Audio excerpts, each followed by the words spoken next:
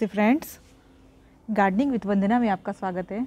आज आपको ये जो अडेनियम का प्लांट दिख रहा है और आप देखें ये बोनसाई प्लांट में लगा हुआ प्लांटर में लगा हुआ है और आज हम इसी को रीपॉट कैसे करते हैं आज यही जानेंगे। और ये रोजी वैरायटी का अडेनियम है, इससे बहुत प्यारा सा मैरून कलर का फूल आता है। एक एग्जीबिशन में ये मैं ले गई थी तो इसकी बहुत तारीफ़ हुई थी, उस समय उसमें फूल भी थे। और ये एक प्लांटर है, ये जनरल जो अडेनियम्स होते हैं उस तरह का है। और इसके अलावा एक ये भी रोजी वैरायटी का ही अडेनियम है। और देखिए सर्दियों के मौसम में ये पूरी पत्तियां अपनी गिरा देता है और इसका डोरमेंसी पीरियड होता है। और इसके अलावा क्या होता है कि जब हल्की हल्की फरवरी का टाइम आता है तो इसमें देखिए स्प्राउटिंग होने लगती है। मैंने इसकी कोई कटिंग नहीं की थी अभी तक और आप यहाँ देखिए, यहाँ से ये स्प्राउट होने लगा है। तो इसकी प्रूनिंग हम कैसे करते हैं और इसको फिर रीपॉट कैसे करते हैं आज ये भी जानेंगे। और एक ये मैंने इसको कट किया हुआ था, इसको बोनसाई लुक देने के लिए दिखाती हूँ आपको। ये देखिए, तो ये इसको मैंने ऐसे हैंग कर दिया था क्योंकि इसमें थोड़ी सी सड़न यहाँ आ गई थी। मैंने इसे कट किया था। जो भी पिलपिला आप जब भी अपने अडेनियम को देखें तो आप इसको ऐसे दबा दबा के छू छू के देख लें कि ये पल्पी ना हो। जैसे उबले हुए आलू होते हैं ना, उस तरह से ही कभी कभी इसमें सड़न होती है तो ऐसे पिलपिले से हो जाते हैं ये। तो आप जब रीपॉट करें, ये खास करके सर्दियों के सीज़न में और बरसात के सीज़न में ज़्यादा होता है, तो आप एक बार ज़रूर चेक कर लें। तो ये मैंने पूरा कट करके निकाल दिया है और अब ये पूरी तरह से हेल्दी हो चुका है। अडेनियम एक ऐसा प्लांट है कि आप इसे निकाल करके यूँ हैंग करके आप रख देंगे तो ये कम से कम 15-20 दिन एकदम अच्छे से चल जाता है। और उसके बाद तब आप इसको रीपॉट करें तो ये बहुत, अब ये प्लांट देखिए थोड़ा थोड़ा सा सूख रहा है, तो अब जब हम इसको लगा देंगे मिट्टी में तो ये बहुत अच्छे से फ्लावरिंग करेगा और कोई भी गुंजाइश नहीं रहेगी कि इसमें किसी भी प्रकार का फंगस लगे। तो अब मैं आपको दिखाती हूँ कि इसको कैसे निकालना है और इसको फिर दोबारा हम कैसे रीपॉट करेंगे ये जानेंगे आज। तो सबसे पहले मैं ये इन पत्थरों को हटा लेती हूँ, फिर आपसे मिलती हूँ। अब हम इसे निकाल लेते हैं और ये बहुत ही आराम से निकल जाएगा। एकदम हल्का सा इसे हम उठाएंगे, इसकी मिट्टी बहुत पोरस बनानी चाहिए। तो ये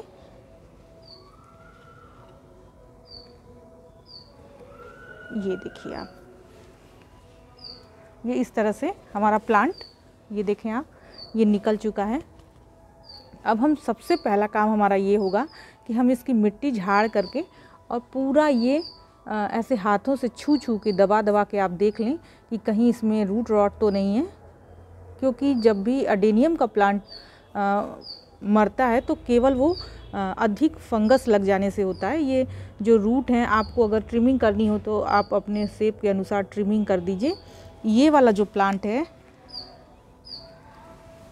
ये वाला जो प्लांट है इसे मैंने बनाया है। आप इसके देखिए नीचे बिल्कुल भी रूट नहीं है, साइड साइड से रूट्स आई हैं, तो वो ऐसे बनाया है मैंने, आपको बताती हूँ। जैसे ये मोटी वाली जो रूट है इसको मैंने पूरा कट कर दिया है और ये जो साइड वाली रूट्स हैं पतली पतली, इन्हें रहने दिया था तो वो मोटी हो करके ही, आप देखें ये जो साइड की रूट हैं इसे ही मैंने छोड़ दिया था तो ये बिल्कुल मोटी मोटी सी हो रखी हैं। तो आप ऐसे चाहें तो अडेनियम को शेप दे सकते हैं। ये भी देखने में बहुत ही जैसे जब ये इसे हम शैलो पॉट में लगाते हैं तो ये बहुत पुराना सा प्लांट दिखाई देता है, तो ये बहुत ही अच्छा इसका लुक आता है। और फ्लावर इसमें आ जाए तो फिर कहने ही क्या। तो अब हम इसकी मिट्टी को दिखाती हूँ मैं कि अब इसकी मिट्टी में हमें क्या क्या लेना है। तो आप ऐसे पहले प्लांट को इस तरह से निकाल लें और इसको फंजीसाइड के पानी में घोल हो और आप उसको पूरा अच्छे से उसमें धो लें। और धोने के बाद 1 दिन के लिए आप इसको सुखा दें। और ये जो इसकी पत्तियां हैं ना, ये जो पतली पतली ब्रांचेज हैं, इसकी प्रूनिंग भी हमें कर देनी है ताकि जो नई ब्रांच आए और तब नए फूल आए। और जब हम ऊपर से ऐसे कट कर देंगे, आप इसकी जितनी हाइट चाहें उतना ही रख सकते हैं अपने अकॉर्डिंग। तो आप एक साइज़ में ही इसको कटिंग करें तो वो ज़्यादा अच्छा रहेगा। और जब कटिंग हो जाती है तो फिर नीचे से जब 2-3 ब्रांच आएंगी तो पौधा घना होगा और उसमें अधिक फूल आएंगे। जब भी आप कटिंग करें तो अच्छे से पूरा स्टेरिलाइज कर लिया करें चक्कू को, और खूब अच्छे से उसको पोंछ लें। आप अपने प्लांट को जैसा शेप चाहें वैसा दे सकते हैं। तो मैं एक बराबर ही इसमें शेप देने की कोशिश करूँगी, क्योंकि एक हाइट में प्लांट रहता है तो वो अच्छा देखने में लगता है। तो मैं इसे यूं कट कर लेती हूँ, क्योंकि मेरा प्रूनर ऊपर है तो मैं इसकी चक्कू से ही काम चला लेती हूँ फ़िलहाल।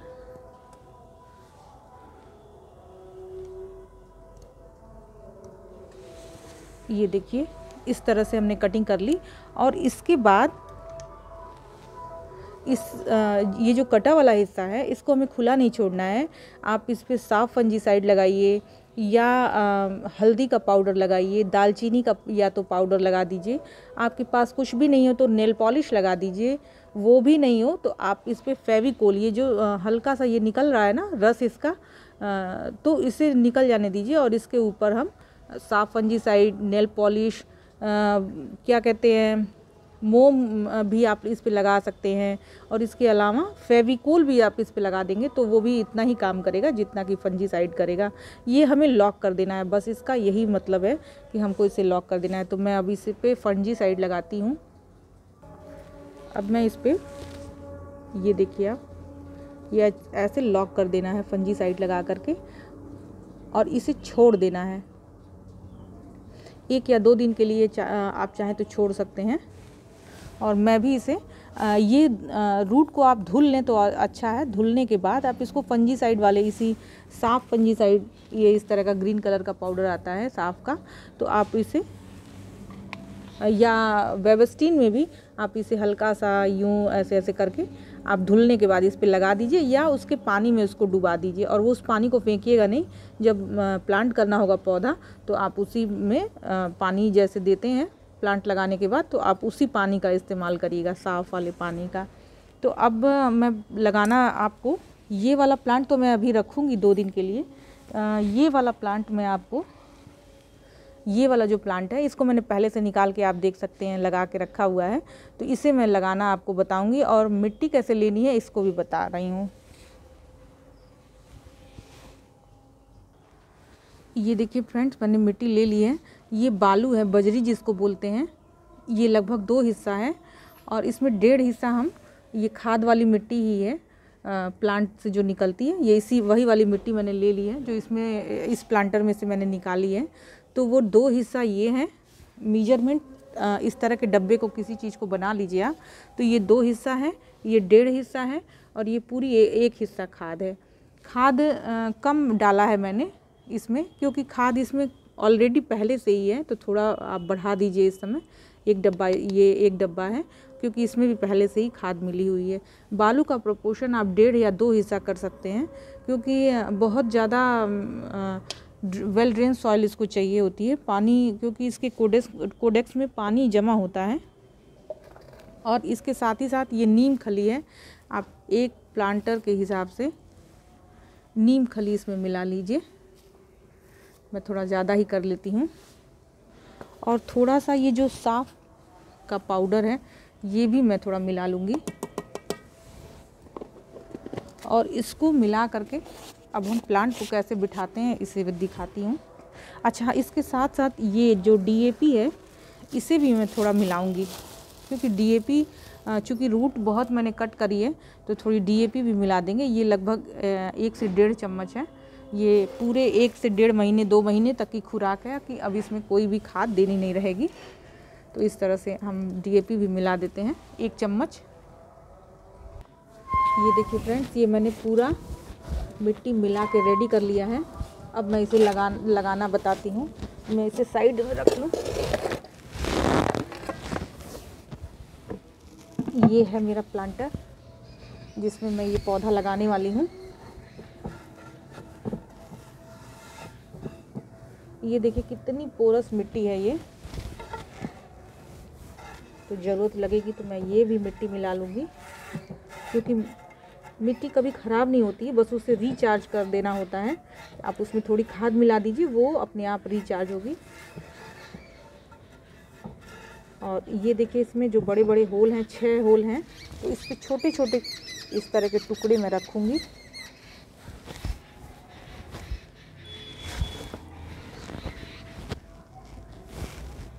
ऐसे इस पे रख लेना है।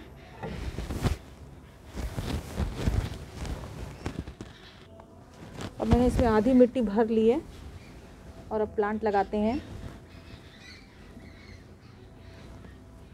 और ये जो मैंने बांध रखा था इसमें, इसको मैं हटा देती हूँ। आप देखिए इसमें भी ये साफ फंजीसाइड लगाया हुआ है और ये कितने अच्छे से सूख गया है, आप देखें। तो इसे अब बिठाना कहाँ है ये हमें खुद ही डिसाइड करना है। तो मैं इसे थोड़ा तिरछा ही बिठाऊंगी, ऐसे आप अच्छे से बिठा दीजिए। और कभी भी अडेनियम का जो प्लांट है उसको ऊपर चढ़ा करके, जैसे अभी तक मिट्टी देखिए आप, इसमें निशान बना हुआ है, इतनी मिट्टी भरी हुई थी, तो हमें फिर 1 इंच और नीचे इसको नीचे मिट्टी भरनी है। यानी कि प्लांट को ऐसे उठा देना है, उठा करके मिट्टी भरनी है। अगर यहाँ तक मिट्टी भरी हुई थी तो हमें 1 से 1.5 इंच 2 इंच जितनी भी नीचे कोडेक्स बन चुका हो तो थोड़ा ऊपर उठा करके हमेशा प्लांट को बिठाना चाहिए। तो अब इसे आप देखिए यूँ, इसके नीचे हम कुछ लगा देंगे। मैं एक दिया रखी थी यहाँ पे, हाँ ये जैसे ये है, इसे मैं इसके नीचे ऐसे बिठाऊंगी ऐसे, ताकि इसके नीचे जड़ें ना आ पाएँ। और ये अच्छे से बिठ गया है। और अब हम ये जो रूट्स वगैरह हैं इसको हम जैसे चाहें वैसे फैला के और इस पर मिट्टी भरेंगे।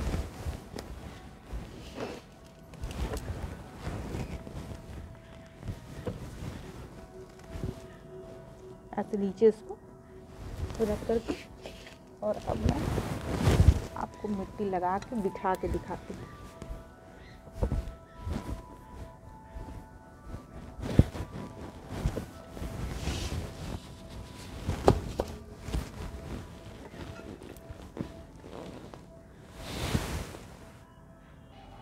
आप ये देखिए फ्रेंड्स, इसे मैंने बिठा दिया है अच्छे से। और इसके ऊपर ये छोटे छोटे जो स्टोन है इसे भी मैं लगा दूंगी। और ये इसको लगाने के 2 रीज़न है। एक तो इससे सुंदरता बढ़ जाती है और दूसरी इससे प्लांट को स्टेबिलिटी मिलती है यहाँ ठहरे रहने के लिए। तो इसलिए भी मैं ये लगाती हूँ। ये आप ये ना सोचें कि डेकोरेशन के लिए है, डेकोरेशन के लिए तो है ही, और साथ ही साथ प्लांट की ये जो जड़ें हैं साइड साइड की, इन्हें भी थोड़ा ये दब जाती हैं। जब हल्की सी मिट्टी में दबी रहती हैं तो पूरा पोषण पौधे को मिलता है। और इसके साथ ही साथ ये जो मोटी मोटी रूट हैं, बीच में आपने देखा है कि कुछ भी नहीं है, तो इससे बैलेंस होता है पौधा भी, कि बहुत तेज़ हवाओं में गिरे नहीं, इधर उधर ना हो। तो आप इस तरह से लगा सकते हैं। तो आप इस तरह से देखिए, ये प्लांट को मैंने बिठा लिया है। और ये एक छोटे से मेरे पास बुद्धा जी थे, बहुत क्यूट से छोटे से हैं, तो इस बार मैंने इनको बिठा दिया है। और ये देखिए कितना सुंदर ये ट्रे गार्डन टाइप का हो गया है। और जब यहाँ से शाखाएं निकलेंगी और उस पर फूल लगेंगे तो ये बहुत ही सुंदर लगेगा। और अब हम इस प्लांट में पूरा अच्छे से पानी दे देंगे और इसी तरह से अपने जितने भी अडेनियम हैं उसको हम लगा लेंगे। अब इसके फर्टिलाइज़र की बात की जाए, आप इसे धूप में रखिए। और फर्टिलाइज़र की बात की जाए तो इसमें मैंने आपको दिखाया ही है कि मैंने पूरा 1 चम्मच भर के इस प्लांटर में मैंने DAP दे दिया है। ये प्लांट हालांकि बड़ा भी है प्लांटर, और प्लांट भी मैच्योर है। तो अगर आपका पौधा छोटा है, 1 साल से कम एज का है, तो आप उसमें आधा चम्मच ही DAP दीजिए। और DAP रूट ग्रोथ पे काम करता है। तो अभी इसमें रूट ग्रोथ होगी और उसके बाद से तब इसमें शाखाएं निकलेंगी और फिर उसके बाद से धीरे धीरे पौधा फ्लावरिंग पे आएगा। जब इसमें शाखाएं निकलने शुरू हो जाएं तो हमें इसमें पोटाश, अगर हम 1 चम्मच पोटाश 1 महीने में एक बार दे देते हैं तो इस पर अच्छी फ्लावरिंग भी होने लगेगी। तो इस तरह से हम अपने पॉट को दोबारा रीपॉट कर लिए हैं।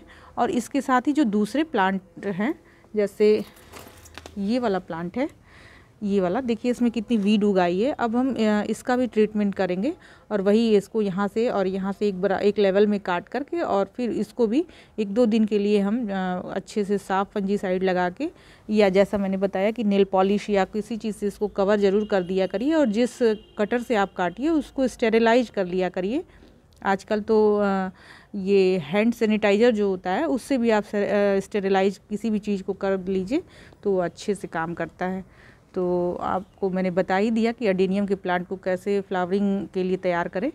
तो मेरा ये वीडियो आपको अच्छा लगा हो तो इसे लाइक करिएगा, शेयर करिएगा, मेरे चैनल को सब्सक्राइब भी कर लीजिएगा। नमस्ते फ्रेंड्स।